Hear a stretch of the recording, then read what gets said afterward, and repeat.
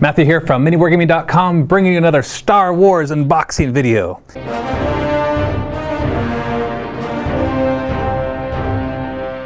This one is for the mighty Tie Interceptor, and the reason that it's so late in the series is because I just finally managed to get my hands on some, because you know, it's hard to find some of these things because of the demand that the Star Wars X-Wing miniatures have been getting. I've already got one open right here. I've actually got 5 in my collection now because this is actually my favorite ship out of all the Star Wars X-Wing miniatures. I know it's not necessarily the most points effective or the whatever, but I like it the most because of what it can do. So let's take a look at what is inside the box, or in this case, the blister. Now, as with all the other ones, I've taken the liberty of already cutting out the back. Not very well, mind you, but with an X-Acto blade. Did not cut myself. See, there's a previous cut, but that one's healed over.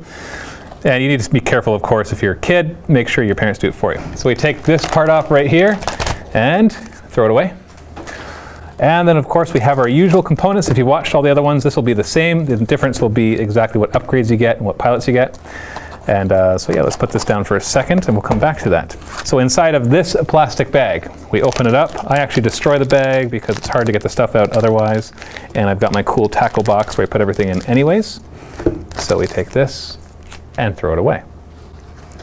So in there we have a couple new upgrade cards. The Tie Interceptors don't actually have a lot of upgrades.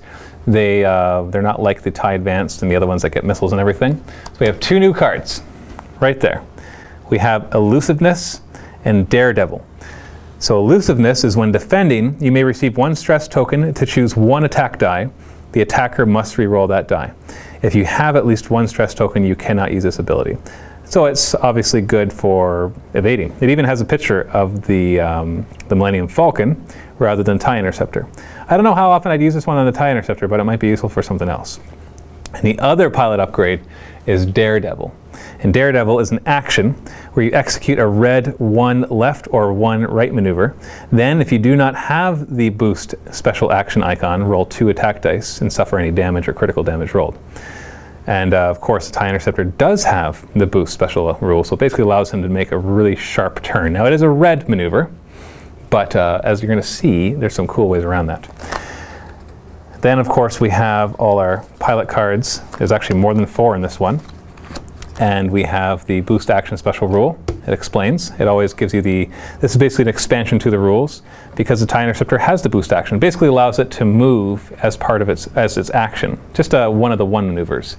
But it's very, very useful in many, many different scenarios. So put those down here or up here, whatever you want to kind of look at it. Down, that's down. Okay.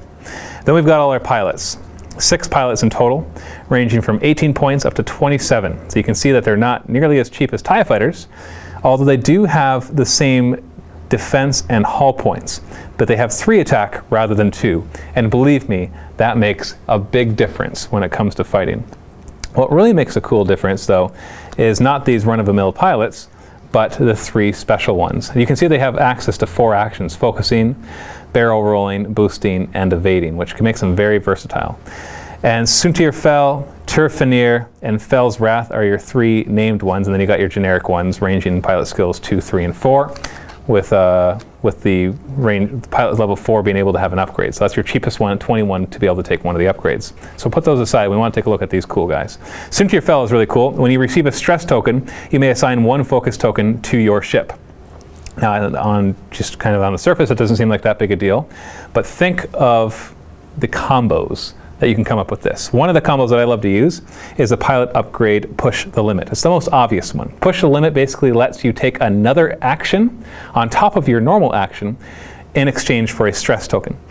So basically what he can do is he can take his normal action, and then he can stress himself out to take a second action, and whenever he receives a stress token, he may assign 1 focus token to his ship. And you're allowed to have more than 1 focus token, you're just not allowed to do more than 1 focus action. So he can basically end up with taking 3 actions almost every turn, because in the next turn, you use one of the green maneuvers that the Tie Interceptor can do. And the Tie Interceptor has access to probably the most green maneuvers out of all the different ships. It can, at the 2 level, basically anything that's 2, even if it's a hard turn, is considered a green maneuver. And 3 forward and 4 forward is green as well. And so it's very easy to be able to execute a green maneuver for him. So I really like the Suntir Fel with Push the Limit combo. It's really good. And especially because he's pilot level 9, so you can kind of get behind something or you can get through somebody. A combination of the boost and the barrel roll can really change your positioning, especially because you're one of the last people to go. It really makes a big difference. So that's kind of nice. Then you've got Turfinier, who says after you perform an attack, you may perform a free boost action, or sorry, free boost or barrel roll action. So it's similar to this, getting free actions, which is really nice. And then you can save that upgrade for something else.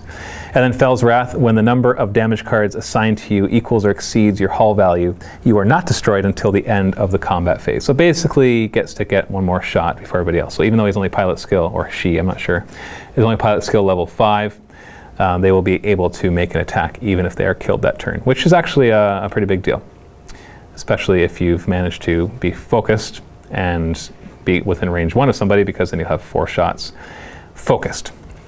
So those are your different pilots. So we'll put those nicely right here. Sintirfel is my favorite. Then we go back to this. You take this piece out and throw it away. And then we pull this out and throw this away.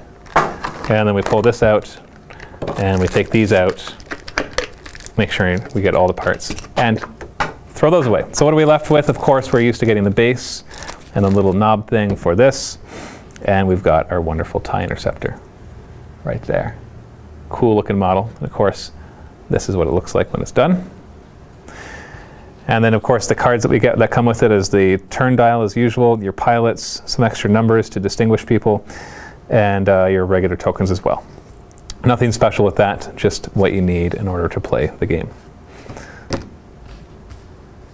So that is what comes in the box with the Tie Interceptor from Star Wars X-Wing Miniatures. Like I said, it's my favorite one out of all of them because of the cool stuff. The Sintirfel thing, I've had games where he's like, he got ionized, he got hit by an ion cannon, which means he has to move forward just 1. But after he did that, he boosted and then barrel rolled, and then he was behind somebody and he was like within 1 of them, and he also focused. Sorry, he did those 2 actions which came with focus because he was Sintirfel. And he was right there and just blasted right into the guy. It was awesome. So the even ion cannoning the guy didn't slow him down because he was able to do so many of those moves that it lets you kind of just get him where you want. So go ahead to your local gaming store, pick up a Tie Interceptor if they have them, or go online, of course, to your favorite online gaming store. And stay tuned for more unboxing videos. This is Matthew from MiniWarGaming. Happy wargaming.